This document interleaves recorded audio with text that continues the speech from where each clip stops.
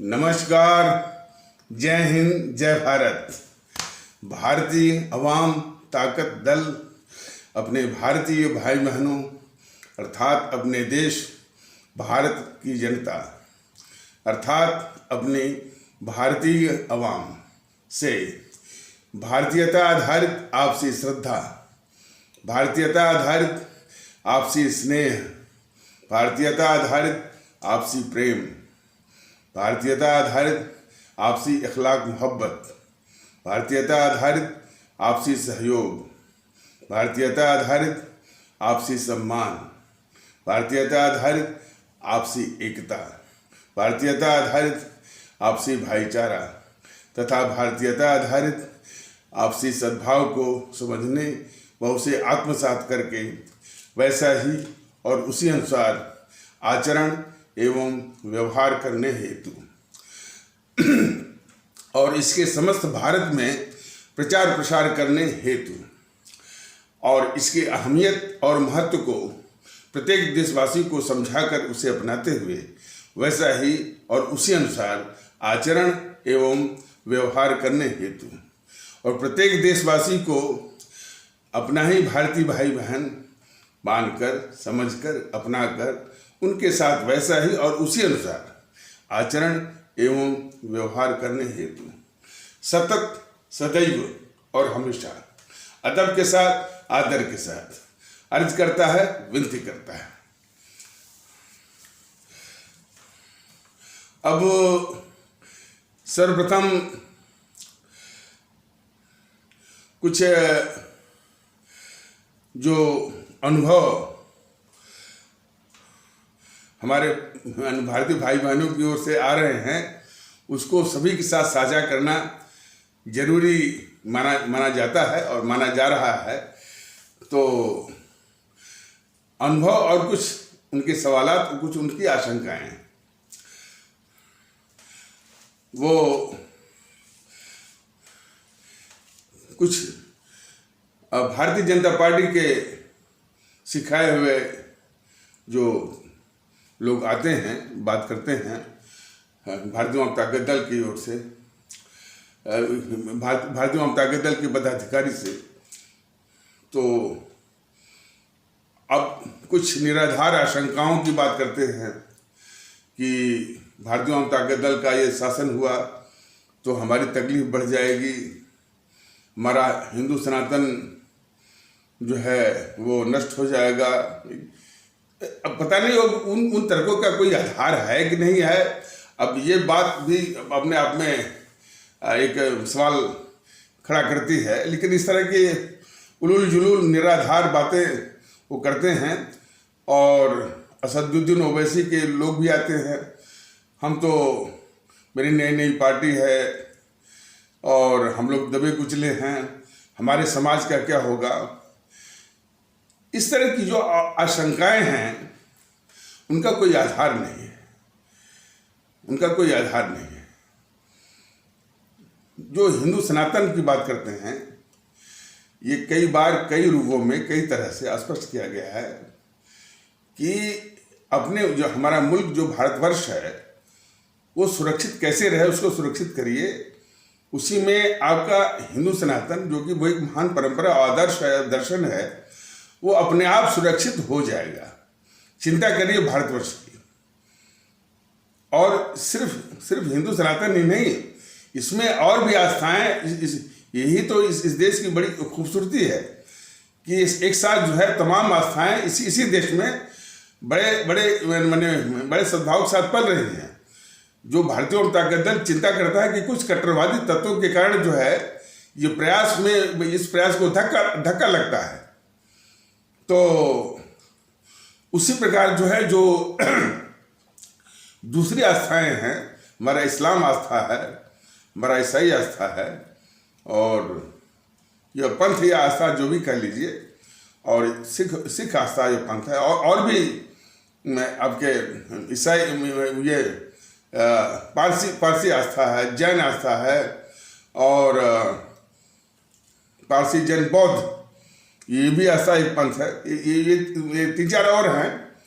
तो सभी सुरक्षित रहेंगे इसलिए हमेशा हमारा राष्ट्र कैसे सुरक्षित रहे और हम सभी भारत के लोग जो भी 135 करोड़ है सबको एक साथ रहना है, सबको एक सम्मान के साथ रहना है। यही हमारे महापुरुषों ने भी बताया है, महान आत्माओं ने भी बताया है, जिन्होंने अपना प्राण देकर के आज़ादी लाई है उन्होंने भी ये संदेश दिया है। और भारत का जो संविधान बना है हमारी विभूतियों के द्वारा, जो डॉक्टर राजेंद्र प्रसाद और डॉक्टर बाबा साहब डॉक्टर भीमराव अम्बेडकर आज जैसे महान विभूतियों के अथक परिश्रम से जो संविधान बना है वो भी यही कहता है हम भारत के लोग। तो इसके मूलभूत संदेश को समझने की आवश्यकता है। यही बात बार बार भारतीय जनता दल कह रहा है। अब अपने भारतीय भाई बहनों के बीच में कष्ट इसमें यह है, अभी भी इस बात को, हालांकि अब हम नहीं कहते हैं कि ये संदेश कहाँ तक पहुँच रहा है, कहाँ तक इसको पहुँचाया जा रहा है। एक सवाल हो सकता है, अभी भी मैंने इतनी साफगोई के साथ इस तथ्य को रखने के बाद भी कुछ हमारे भारतीय भाई बहनों का जो तबका है वो अभी as a onlooker, as a bystander, as a fence sitter, ये अंग्रेजी शब्द है, अभी भी वो तमाशबीन के रूप में वो खड़ा है। ये स्थिति बहुत ही जो है मैंने नुकसानदेह और घातक है। यदि ये चीज अच्छी है, मैंने यदि ये अवधारणा और चीज हमारे मुल्क के लिए, हमारे आवाम के लिए वो लाभदायक है, तो आगे बढ़ करके इसको अपनाने की जरूरत है, आगे बढ़ करके इसके प्रचार प्रसार करने की जरूरत है। लेकिन अभी भी कुछ जो है, जो आदत है, जो जड़ता है, उसके कारण जो है वो तमाशबीन वाली स्थिति, तमाशा देखने की कि आखिर ये ताकत कौन सा रूप लेती है, जब ताकतवर हो जाएगी तब हम इसमें शामिल होंगे। ये मानसिकता बहुत ही घातक है। अवसरवाद, इसको बोलते हैं अवसरवादिता। दूसरा जो असदुद्दीन ओवैसी के लोग कहते हैं कि हम लोग दबे कुचले हैं, हमारे समाज का क्या होगा, ये कई बार बताया गया है और फिर बताया जा रहा है कि दबे कुचले का कोई सवाल ही नहीं होता। जब सभी लोग साथ साथ में हैं, कोई दबा कुचला नहीं है। आर्थिक पिछड़ापन को अच्छी तरह से ये भारतीय जनता दल उसको रिकॉग्नाइज करता है, उसके विषय में वो सजग भी है और चिंतित भी है, उसके लिए उस उपाय भी बताया गया है। तो किसी के दबा कुचले होने का कोई प्रश्न ही नहीं है। दूसरा जो इस तरह का जो उनकी अवधारणा कि हमारे समाज का क्या हुआ, तो आपका पूरा समाज है। जो आप कहते हैं कि किसी आस्था विशेष को अपना समाज कहते हैं, ये सोचना ही बहुत गलत है। इसी को कहते हैं विखंडनकारी सोच। तो आप जैसे लोगों को भारतीय जनता दल बस यही विनती करता है और आप लोगों से ये प्रार्थना है कि इस तरह की सोच को त्यागिए। आपका पूरा समाज है और पूरे समाज में कोई भेद विभेद की बात इस आधार पर मत करिए कि वो किस आस्था को मानने वाला है और किस आस्था को नहीं मानने वाला है। शायद आपको मालूम नहीं है कि भारतीय जनता दल के इस तरह के प्रयास का अब उसका मैंने एक अच्छा नतीजा इस रूप में भी सुनने को मिल रहा है। कुछ लोग ये कह रहे हैं, और ये चीज बिल्कुल साझा करने की आवश्यकता है, कुछ लोग कह रहे हैं साहब कि जो काफिर शब्द का मैंने कहीं समावेश है कुरान में या कहीं भी, उसको निकाल दिया जाना चाहिए। अब इस तरह की बातें, इसलिए ये सद्भाव स्थापित करने में बहुत बड़ी बाधा है काफिर शब्द का, जिस रूप में भी।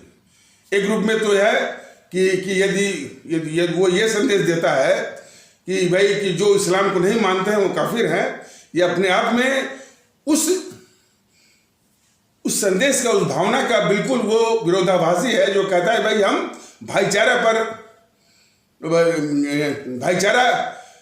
पर हमारा जो इस्लाम आस्था आधारित है, यदि भाईचारा पर आधारित है तो उसमें काफिर शब्द का, वो काफिर अवधारणा का कहाँ स्थान है।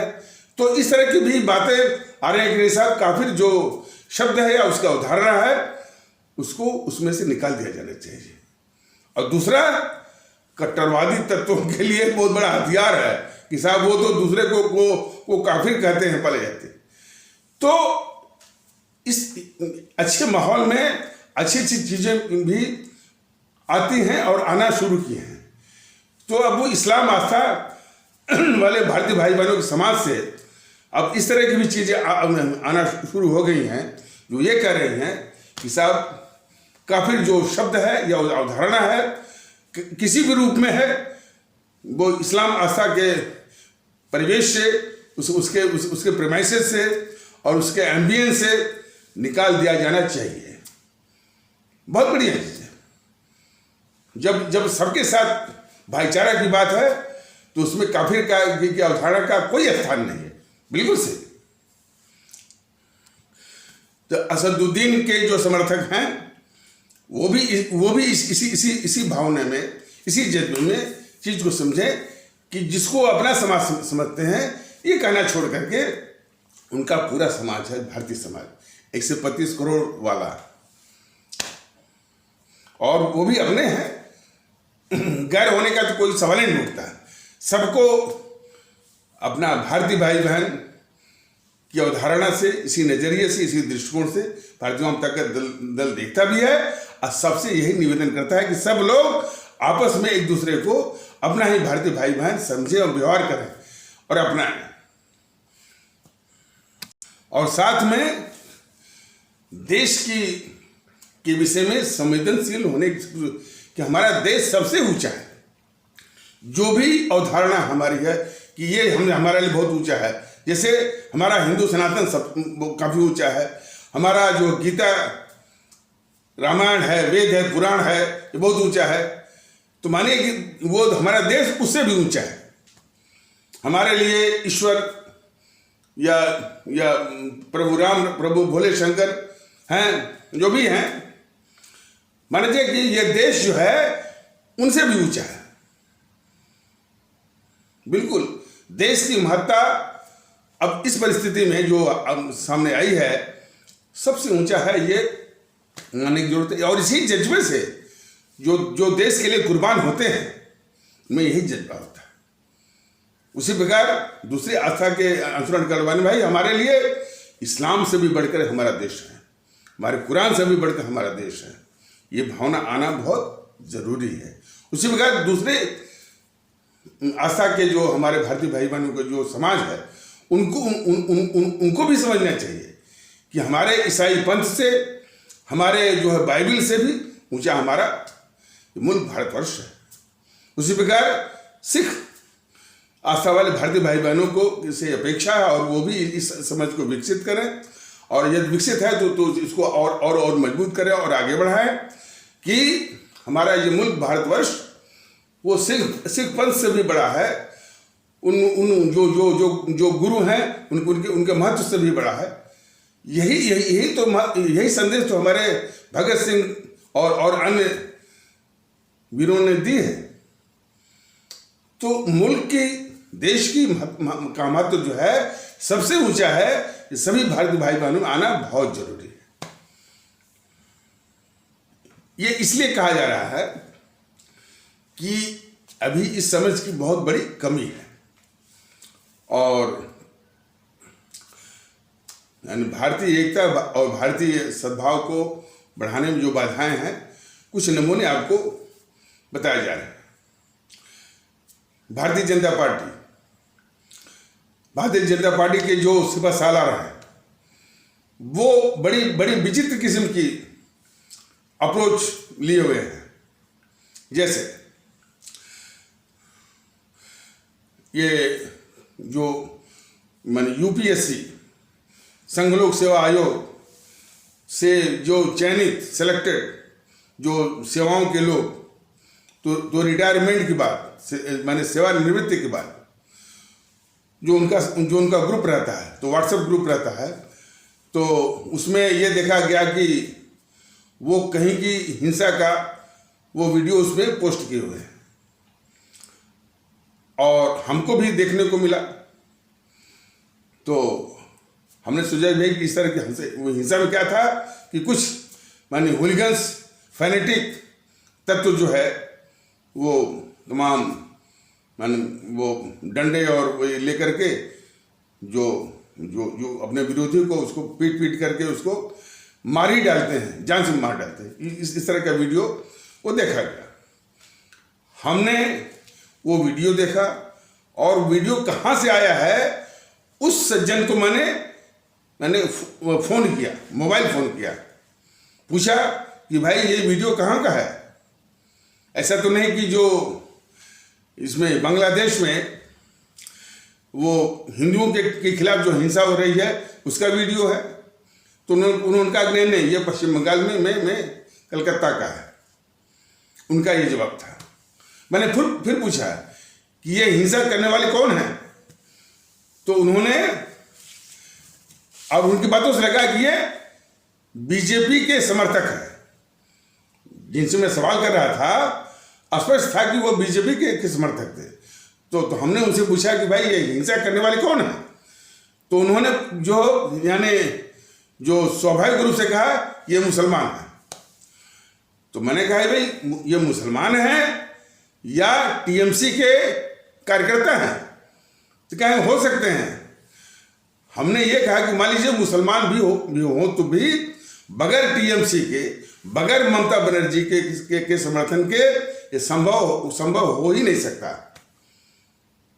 तो फिर मैंने सवाल किया कि यदि ये हालत है तो टीएमसी के गुंडे चाहे किसी भी आस्था में हो, मान लीजिए कि अब ये इस्लाम आस्था के समाज से इस तरह के तत्व थे, तो टीएमसी को काबू में किया जाना चाहिए, उसको नस्ल में नाबूद किया जाना चाहिए। तो फिर मैंने सवाल किया तो आपके मोदी जी क्या कर रहे हैं। जो मोदी जी का नाम मैंने लिया तब इसके बाद वो सुट हो गए। तो बोले कि अरे कैसे उसको बर्खास्त करेंगे, सुप्रीम कोर्ट आ जाएगा, संविधान आ जाएगा। तमाम तरह के उलूल जुलूल और आधारहीन और बेसलेस और इरेलीवेंट और इलॉजिकल बातें वो करने लगे। अब इस तरह की प्रवृत्तियां जो चल रही हैं, इसका क्या मतलब है आप समझते हैं। वो जो बीजेपी के समर्थक थे जो कह रहे थे कि ये सब मुसलमान हैं, वहां तक तो बहुत वोकल और वो बहुत वोसिफरस थे, बहुत तेज बोलने वालों में से। कि जब मैंने ये सवाल किया कि वो टीएमसी के कार्यकर्ता हो सकते हैं और टीएमसी मतलब कि ममता बनर्जी को पाला जा रहा है मोदी जी से, जब ये सारी बातें उनके सामने रखी जाएं तो वो सुट हो गए, वो चुप हो गए। तो इस तरह की जो प्रवृत्तियां चल रही हैं, इसके खतरनाक संकेत को समझने की आवश्यकता है। इस तरह की वारदातों को जिसको कि देश के हित में करने की क्या जरूरत है, करने की ये जरूरत है कि ममता बनर्जी की सरकार को एक सेकंड भी रहने का अधिकार नहीं बनता है। तुरंत उसको बर्खास्त करके उसको जो है यानी बाहर कर दिया जाना चाहिए। इस तरह की घटनाएं बराबर होती रहती हैं कि किसी न किसी रूप में, किसी न किसी आधार पर। हालांकि वो कह रहा था कि ये जो है दुर्गा पूजा के माने जुलूस पर, दुर्गा पूजा के अवसर पर या जुलूस पर की बात वो कर रहा था।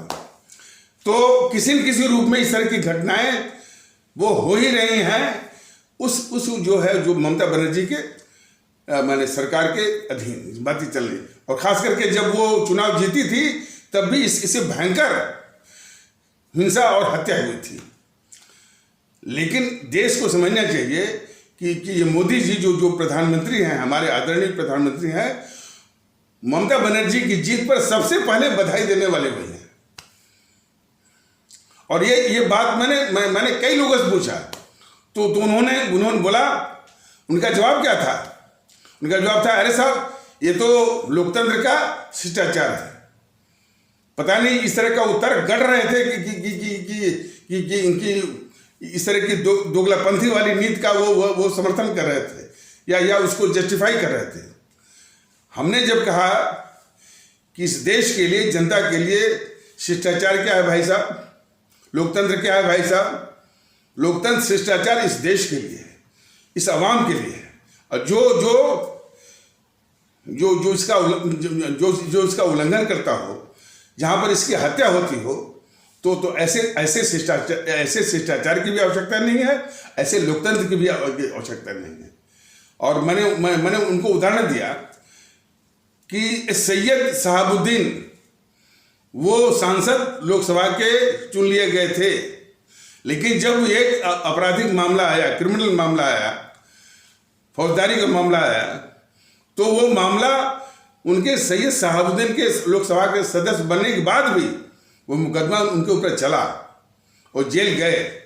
बिल्कुल सही है, देश का कानून सबसे ऊपर है। आप चाहे लोकसभा के सांसद हो गए हों, चने हों, बस बिल्कुल सही है। लेकिन यही चीज दूसरों पर जब लागू होने की बात आती है तो लोकतंत्र है और शिष्टाचार है। ये मैंने कई बार पूछा कि भाई ये जो राहुल गांधी है बराबर देश के साथ गद्दारी करता है, तो बीजेपी वालों का तर्क होता है कि सब लोकतंत्र है। हमने पूछा कि भाई मैंने लोकतंत्र देश के लिए है कि देश जो है लोकतंत्र के लिए है। देश खतरे में हो, देश के साथ गद्दारी हो रही हो और आप जो दुहाई दे रहे हैं वो लोकतंत्र का, इस तरह की बातें वो करते हैं। बीजेपी कितना खतरनाक खेल खेल रही है उसका नमूना ये, जरा इसे आप लोग समझिए। तो जहां तक इस तरह की वारदातों से नफरत फैलाई जा सके वहां तक तो ये बिल्कुल सक्रिय रहेंगे। और यदि इस तरह की समस्या को समाप्त करना है और जनता को राहत देनी है और जनता में सद्भाव को नष्ट करने वाली इस तरह की बातों इस तरह की बातों को काबू करना है, जिसमें कि इनकी जिम्मेदारी बनती है, वहां पर ये सुट हो जाएंगे और उलूल जुलूल आधारहीन बातों का वो तर्क देंगे। नफरत फैलाने का, नफरत सिर्फ जो है इनको ये लगता है कि नफरत फैलाएंगे तो ध्रुवीकरण होगा तो कुछ उनको वोट मिलेगा, कुछ वोट मिलेगा तो सत्ता मिलेगी। ये घिनौनी सोच है बीजेपी के लोगों की। सोचिए, ऐसी सोच वाले को एक सेकंड भी, एक पल भी क्या रहने का अधिकार बनता है? ये सवाल है। दूसरा, इनका बीजेपी का चरित्र देखिए। ये योगी आदित्यनाथ का 4-5 साल पहले, जबकि वो लोकसभा के वो सदस्य थे,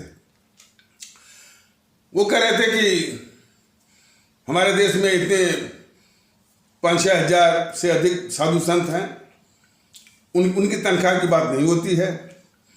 ये केजरीवाल जो है वो इमाम लोगों की तनख्वाह बढ़ा देते हैं। तो इमाम लोगों की तनख्वाह बढ़ा देते हैं, इस पर वो काफी गुस्सा दिखा रहे थे योगी आदित्यनाथ जी। और अखिलेश यादव पर भी गुस्सा कर रहे थे कि देखिए उनको जो है जो श्मशान घाट की चिंता नहीं रहती है, वो कब्र का जो है वो बनवा रहे हैं। योगी आदित्यनाथ से ये पूछने की जरूरत है, पूरे देश के लोग उनसे पूछें, विशेषकर उत्तर प्रदेश के लोग पूछें कि आपका क्रोध, आपकी सेंसिबिलिटी, आपकी संवेदनशीलता इस बात पर है कि कोई यदि कब्रगाह बना देता है, शमशान घाट नहीं बनाता है, वो अपराधी है। अपराधी हो सकता, क्यों नहीं हो सकता है? और जो इमाम लोगों की तनख्वाह देता है या बढ़ा देता है और साधु संतों की करता है, तो वो भी अपराधी है आपकी नजरों में। लेकिन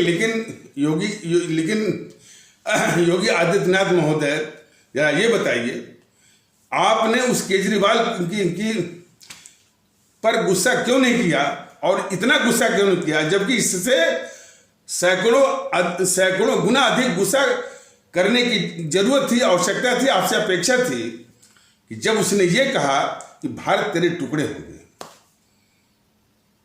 और भारत की बर्बादी तक जंग जारी रहेगी, उसका इस केजरीवाल ने समर्थन करके देश के खिलाफ गद्दारी की थी।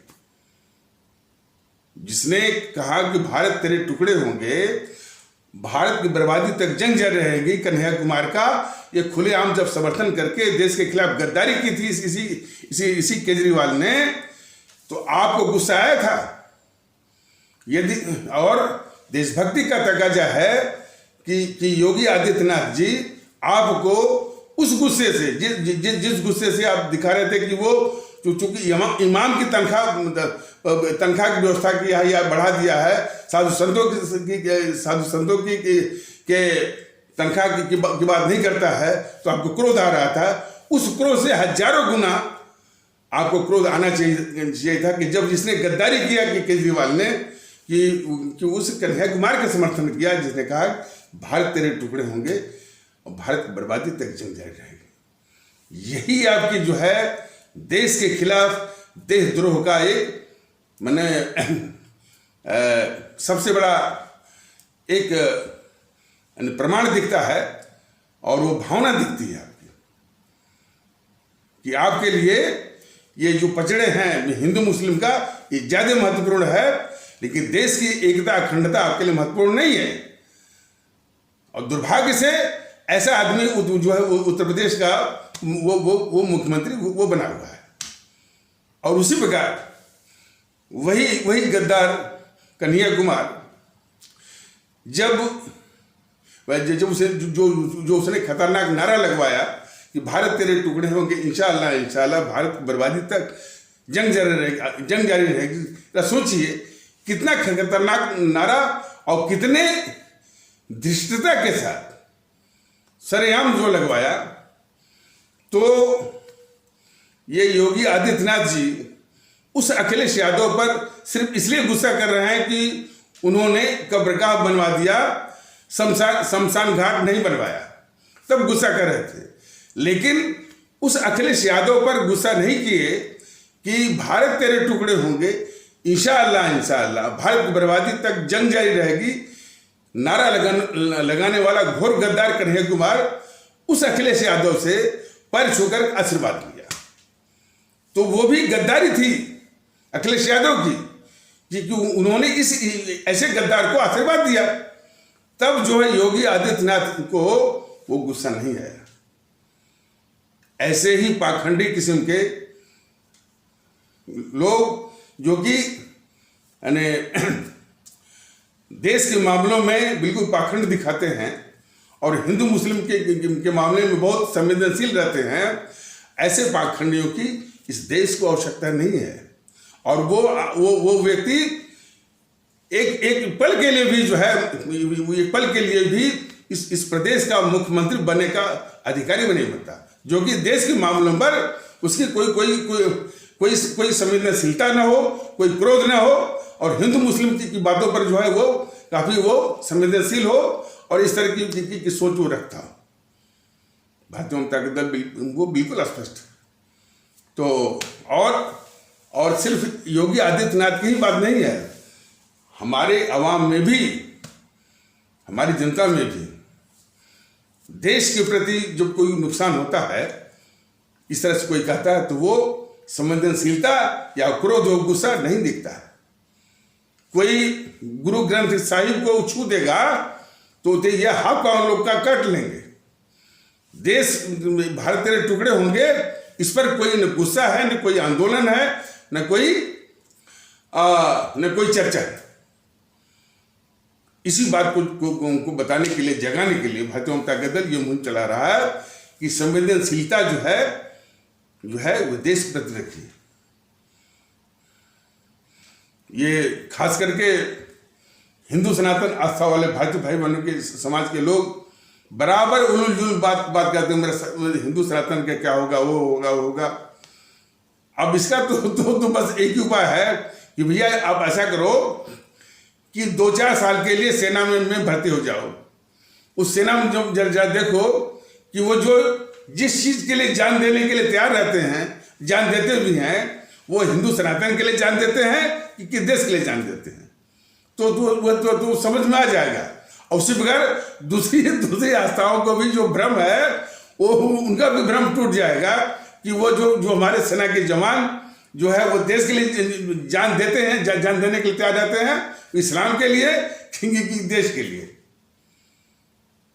क्या कहा जाए, ये इस तरह के।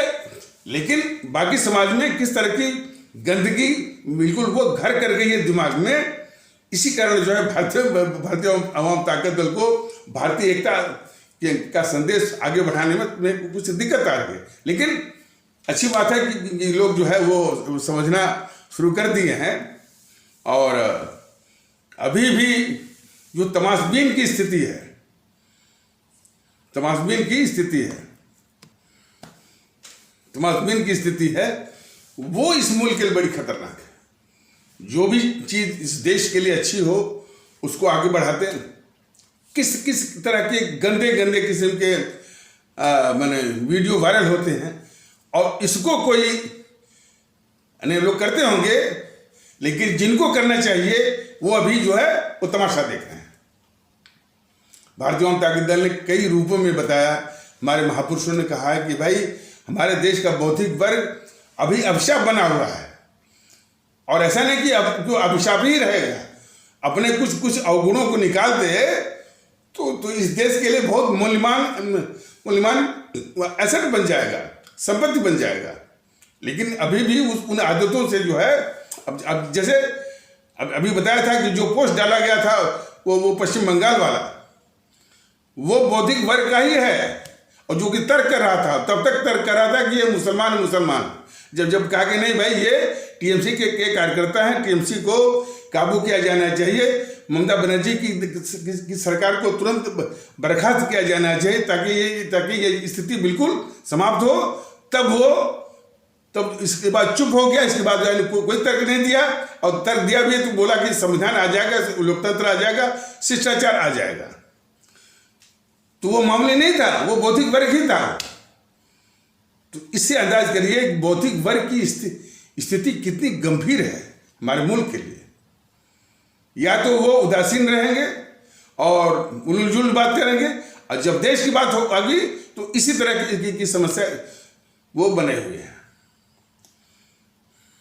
कल के वीडियो में वीर सावरकर के विषय में बताया गया, और भारतीय जनता दल राष्ट्र हित में और राष्ट्रीय परिप्रेक्ष्य में और राष्ट्रीय दृष्टिकोण से जो होता है उसी को कहता है। किसी को अपना इसमें पक्ष दिखता है, किसी को विपक्ष दिखता है, ये उसका विषय है और ये उसकी समस्या है। तो वीर सावरकर के विषय में बताया गया कि 1909 में गिरफ्तार हुए थे और 1913 तक गिरफ्तार थे। तो उन्हें 5-6 माफीनामा उन्होंने दिया था, और उनकी ये सोच थी कि भाई जेल के अंदर में रह करके जो है आज़ादी की लड़ाई नहीं लड़ी जा सकती। तो ये उनकी आज़ादी की लड़ाई की रणनीति का एक हिस्सा के रूप में सोच रहे थे कि जेल में रहना ठीक नहीं है। तो इसीलिए उन्होंने जो है माफीनामा दिया। और ये भी बात सामने आई कि जब वो गांधी आ गया था, देखिए गांधी को सम्मान देने का सवाल नहीं। भारतीय जनता दल कदापि उस गद्दार मोहनदास करमचंद गांधी को सम्मान दे नहीं सकता। वो जो थोपा गया देश के ऊपर, वो खुद अपने आप में जो है वो एक अभिशाप है।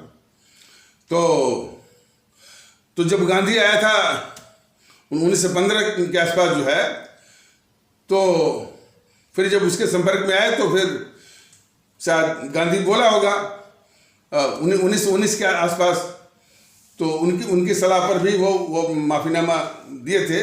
ये भी सत्य है। लेकिन ये चीज़ एक गौड़ है।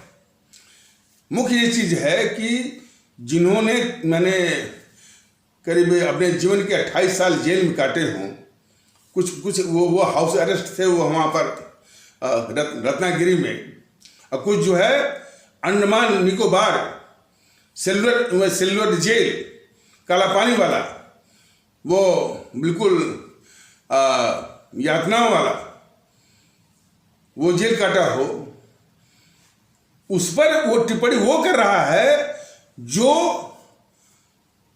अंग्रेजों का मुखबिर दलाल था, जो अंग्रेजों के साथ चाय की चुस्कियां ले रहा था। इस तरह के लोग वो टिप्पणी कर रहे हैं। तो भारतीय जनता दल ऐसे गद्दारों को लताड़ना चाहता है, कहता है कि इनको क्या वो नैतिक अधिकार है वीर सावरकर पर बोलने का। लेकिन हाँ, भारतीय जनता दल तो इनको लताड़ रहा है, लेकिन यही बीजेपी जो गद्दार बीजेपी है उसी जेएनपीसी को हाथ पर लेकर चलती है और उसके आगे जो है भीगी बिल्ली बनी रहती है। यही देश को बर्दाश्त नहीं है। वीर सावरकर कदाप नहीं बोलते भाई तुमको क्या अधिकार है कि तुम तो अंग्रेजों के मुखबिर और दलाल थे और तुम जेल में भी गए, नेहरू गया, गांधी गया, तो जो है वो स्वर्ग जैसी सुविधाएं थी उसमें। उसके चमचे लोग उनके ऊपर टिप्पणी कर रहे हैं जो कि जेल की यातनाओं को सहा हो और जीवन के 28 वर्ष जो है वो जेल में गुजारा हो। तो देश को जाना चाहिए। लेकिन ये बात बीजेपी आरएसएस वाले नहीं कहते हैं, जो है उनको गुस्सा नहीं आता है। वो तो इस जेएनपीसी को, और जो जेएनपीसी जिस देश की जो सबसे बड़ी गद्दार है, उसके पाप को धुलने में लगे हुए हैं। धुलने में लगे हुए हैं। तो जो इनको वीर सावरकर के पक्ष में जो है जो बातें कही जानी चाहिए वो भी हुई, उसको भी बड़े दबे भाव से, बड़े अपोलोजेटिक वे में वो कहते फिरते हैं। कैसे बोला था वो राजनाथ, जरा देखिए, करता भरा। वो नहीं कह रहा कि भाई, राजनाथ के मुंह से एक शब्द नहीं निकला कि भाई इस कांग्रेस को क्या नैतिक अधिकार मिलता है, बनता है, नहीं बोला वो राजनाथ। एनीवे, तो चूंकि देश की बात है और देश के वीरों का अपमान जहां होता है वहां भारतीय जनता दल को माने स्वाभाविक रूप से गुस्सा आता है।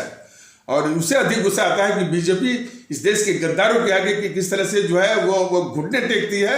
ये नाकाबिले जो है वो बर्दाश्त है। और यही गद्दारी है बीजेपी की। अब बीजेपी वाले एक बार भी नहीं कहते कि इस मोहनदास करमचंद गांधी ने 1913 के आसपास अपने देश के खिलाफ क्या गद्दारी की थी। जब उसने ये सार्वजनिक रूप से कहा था कि मैं इस अंग्रेजी शासन से मोहब्बत करता हूं और भारत के नव युवकों को चाहिए कि वो अंग्रेजी सरकार के प्रति वफादारी दिखाएं और वो वफादारी वो अंग्रेजी सेना में भर्ती होकर के दिखाएं। कौन अंग्रेजी सेना जो प्रथम विश्व युद्ध में अंग्रेजों की सहायता के लिए जो सेना तैयार हो रही थी। तो ये गद्दारी मोहनदास करमचंद गांधी की ये बीजेपी वाले नहीं बताते हैं।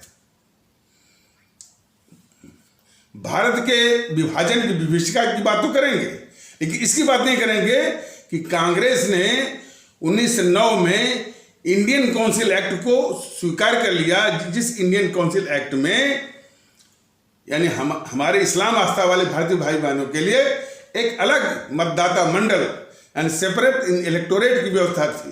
तो जब अलग मतदाता मंडल को इसने कांग्रेस में मान ही लिया तो फिर पाकिस्तान बनने में या उसको स्वीकारने में बाकी क्या रह गया? कुछ नहीं। तो पाकिस्तान बनाने में इसी की भूमिका, इसी गद्दार जेएनपीसी की है। जेएनपीसी तो खैर वो 1946 और 47 की बात आई है, लेकिन इसी कांग्रेस की थी।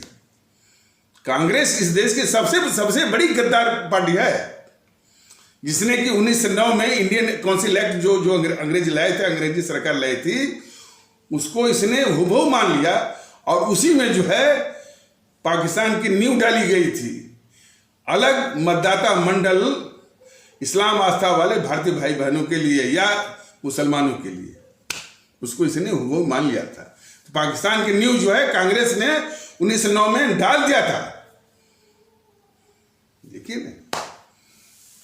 बाकी तो इसकी तमाम गद्दारियां हैं। और देश विभाजन की विभीषिका की बात क्या करेंगे ये गद्दार बीजेपी वाले।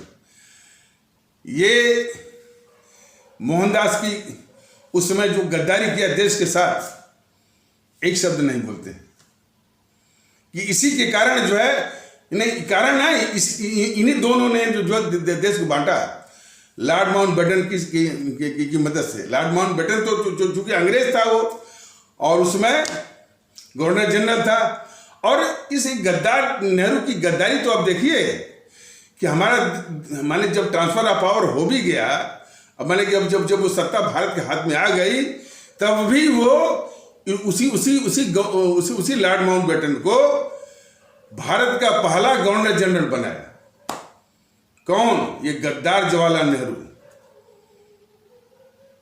जबकि चक्रवर्ती राजगोपालाचारी को, जो कि बाद में बनाया गया, उनको ही जो है भारत का पहला गवर्नर जनरल बनाया जाना चाहिए था। लेकिन ये गद्दार जवाहरलाल नेहरू जो है फिर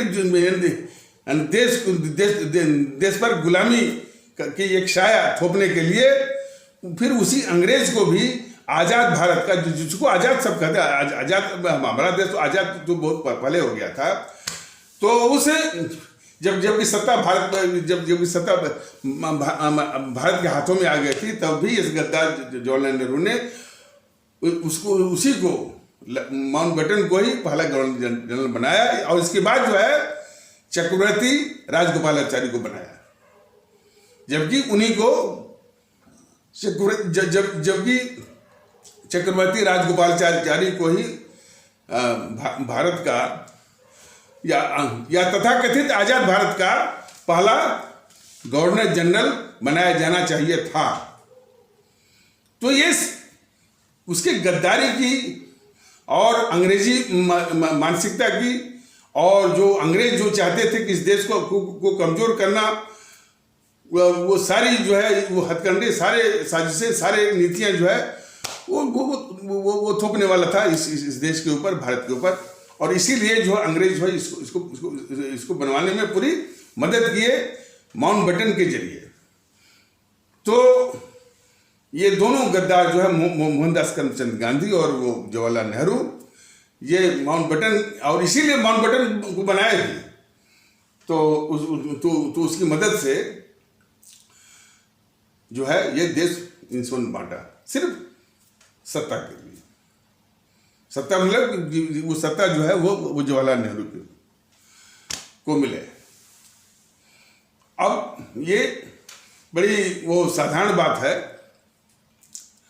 साधारण नहीं है, मतलब सामान्य ज्ञान की बात है कि ये जो जेएनपीसी है, देश को बांट करके, और देश में कितने लोग भी मर जाएं, यानी जितने अधिक लोग मरेंगे, जितने अधिक जो है माने विध्वंस होगा, उतने ही इसकी संभावना, चांसेस बढ़ जाते हैं सत्ता हथियाने के। 25 से 30 लाख लोग मारे गए उस विभाजन में, तब जाकर के ये नेहरू को सत्ता मिली। इसलिए कि नेहरू के पक्ष में कोई था ही नहीं। नेहरू के पक्ष में सिर्फ वो मोहनदास करमचंद गांधी था, जो कि कांग्रेसी में नहीं था। वो जरा सोचिए, देश में भी कोई नहीं था, उसी को तो सत्ता दिलाए।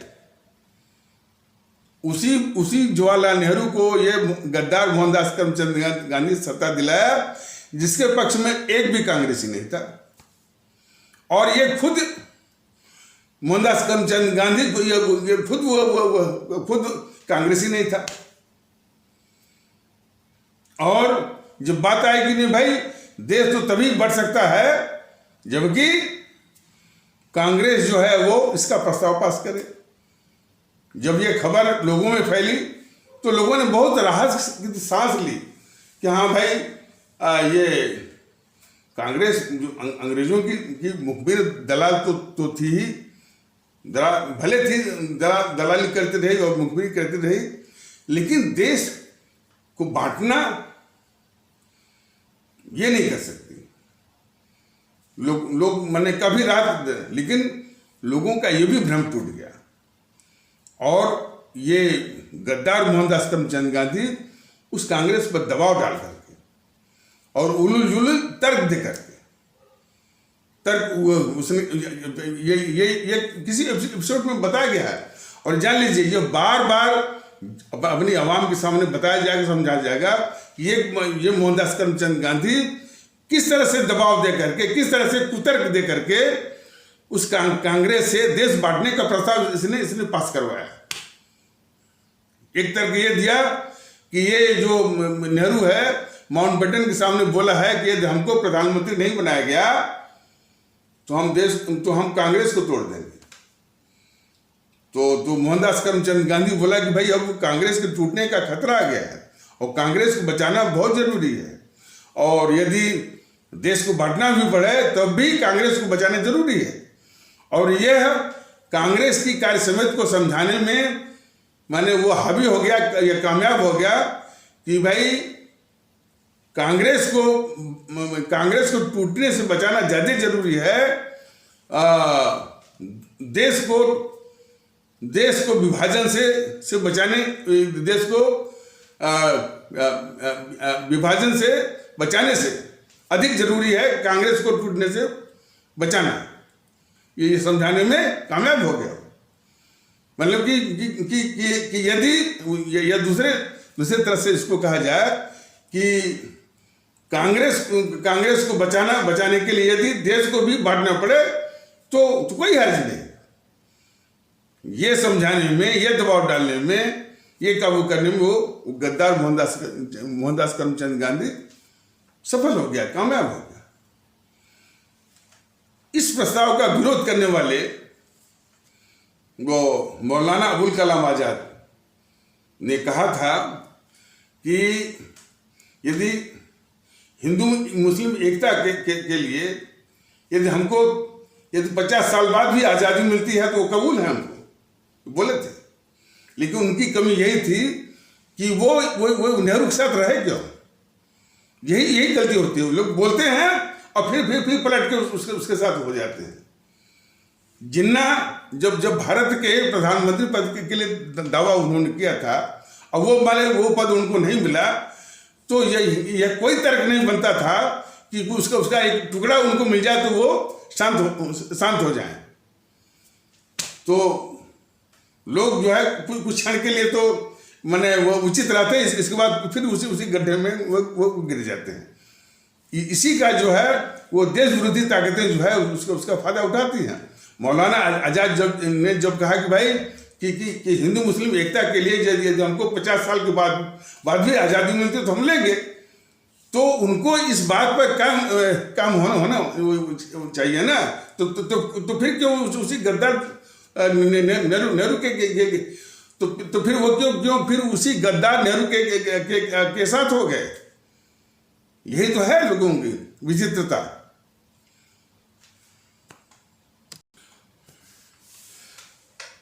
तो ये बात जान लीजिए कि ये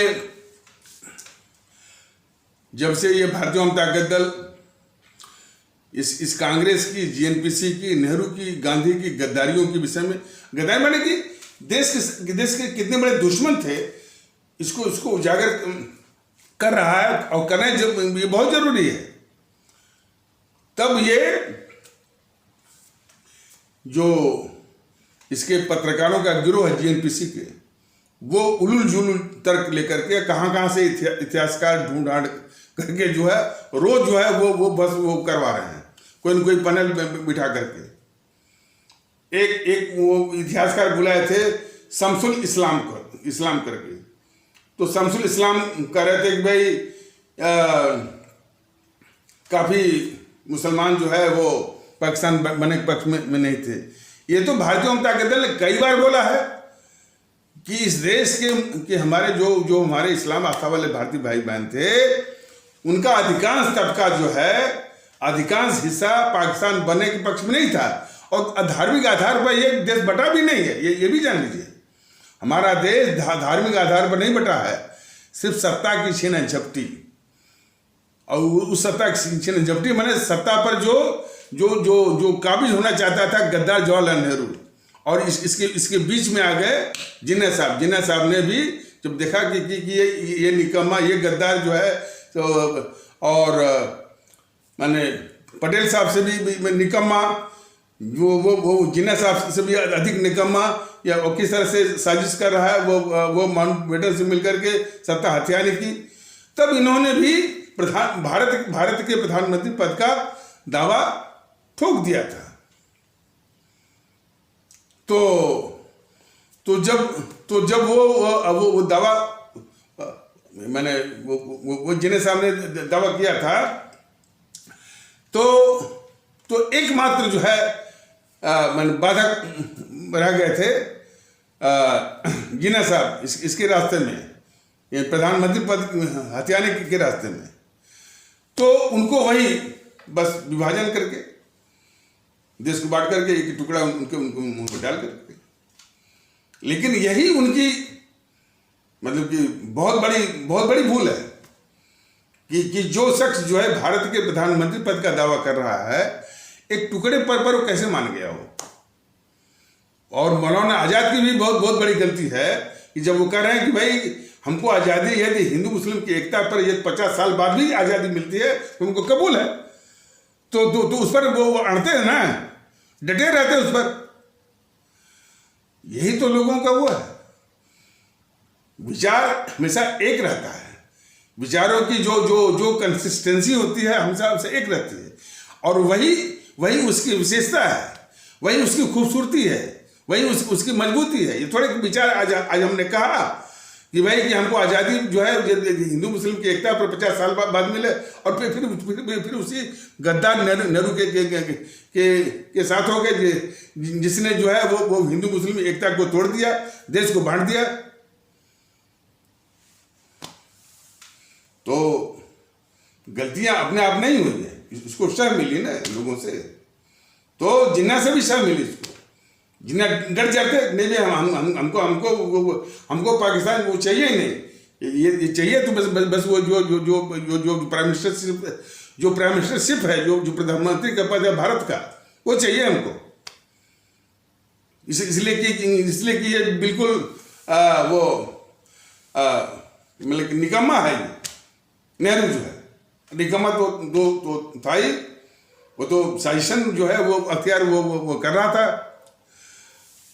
तो यही लोगों का जो डॉजिंग और वैसिलेटिंग जो रवैया रहा है, वो इन गद्दारों को हमेशा जो है वो मजबूत करता रहा है।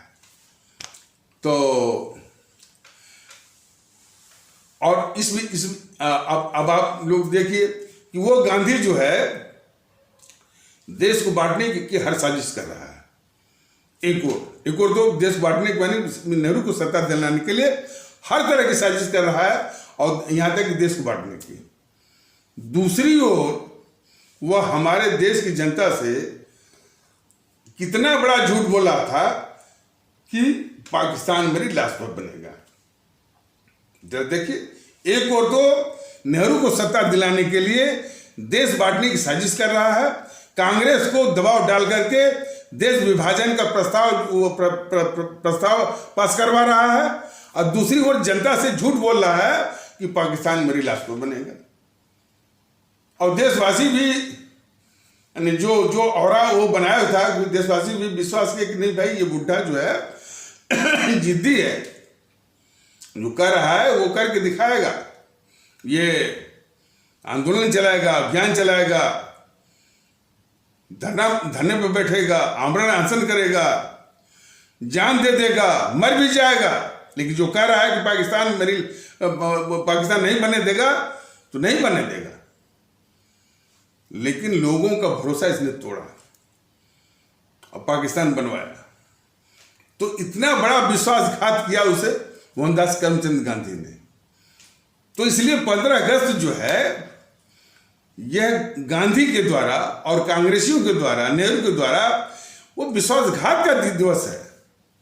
बीजेपी क्यों नहीं कहती? विभीषिका तो जो है सो है, उससे बड़ा उस गद्दार मोहनदास करमचंद गांधी के द्वारा, गद्दार जो है वो जवाहरलाल नेहरू के द्वारा, और उनका जो है और जो कांग्रेसी उसका साथ थे, उनके द्वारा बहुत बड़े विश्वासघात का दिवस है। लेकिन जब उसको सत्ता मिल गई, ये भी जान लीजिए, जब उसको सत्ता मिल गई इस नेहरू को साजिश के द्वारा उसकी हवस पूरी हो गई, तो घोषणा क्या करता है, ट्राइस्ट विथ डेस्टिनी, यानी सौभाग्य के साथ आमना सामना, या सौभाग्य के साथ सौभाग्य से साक्षात्कार, इंटरव्यू। तो जाहिर है भाई कि जिसको सत्ता मिल गई उसका तो भाग्य खुल गया और सौभाग्य के साथ उसका मिलन हो गया, ट्रस्ट हो गया। लेकिन देश के साथ, देश तो बढ़ गया ना,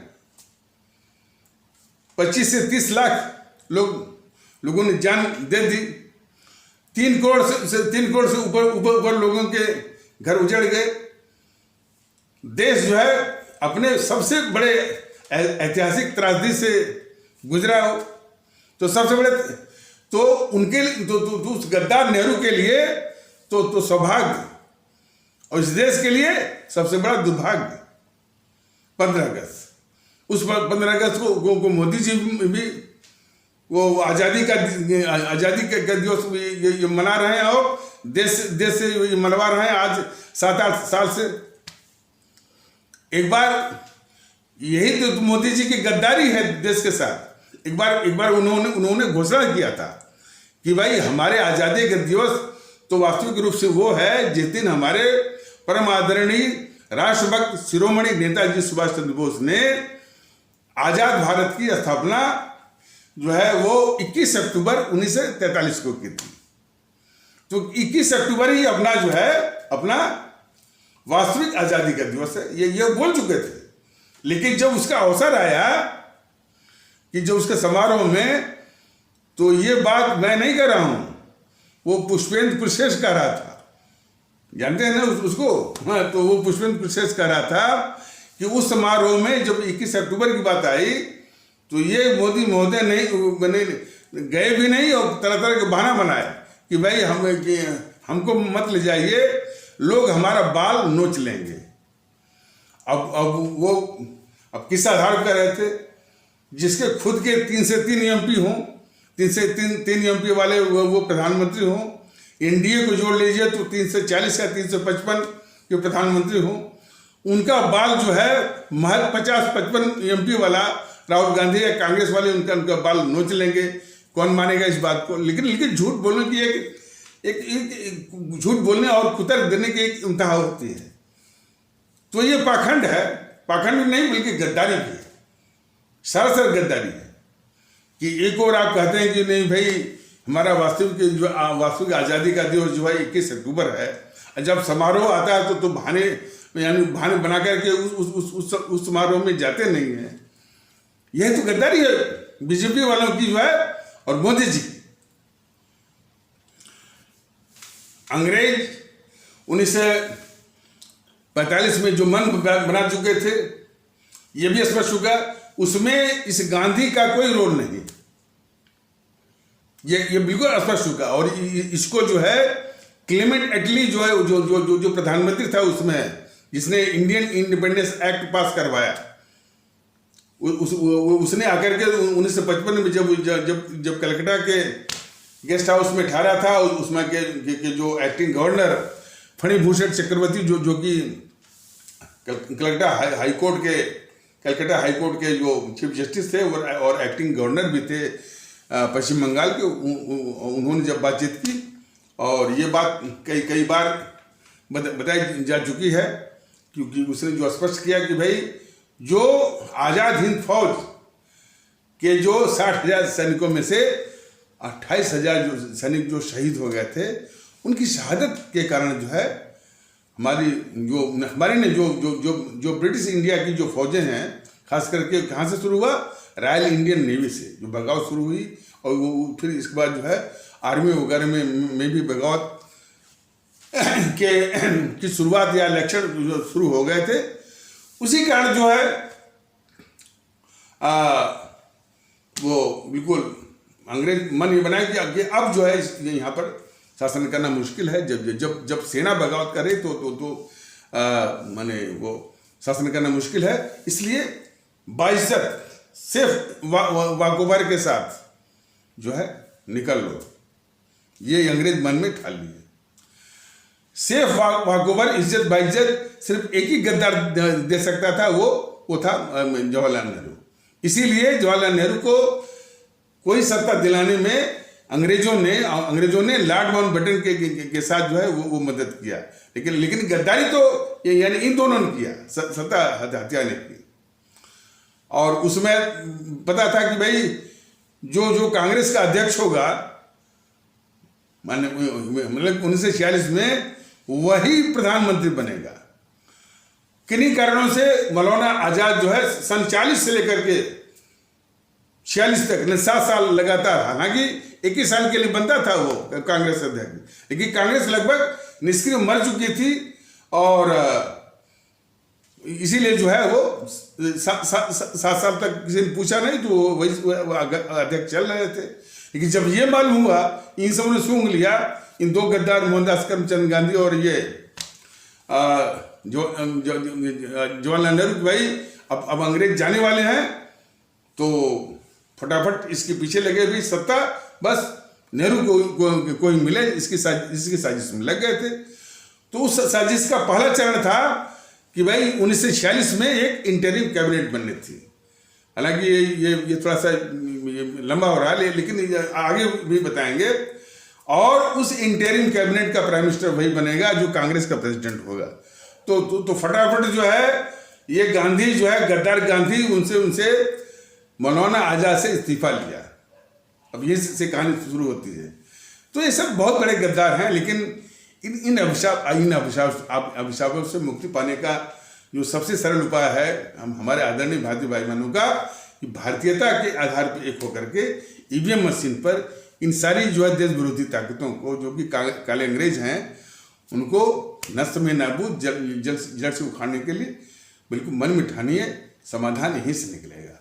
तो इन्हीं आवश्यक शब्दों के साथ इस आवश्यक परिचर्चा को यहीं पर विराम दिया जाता है।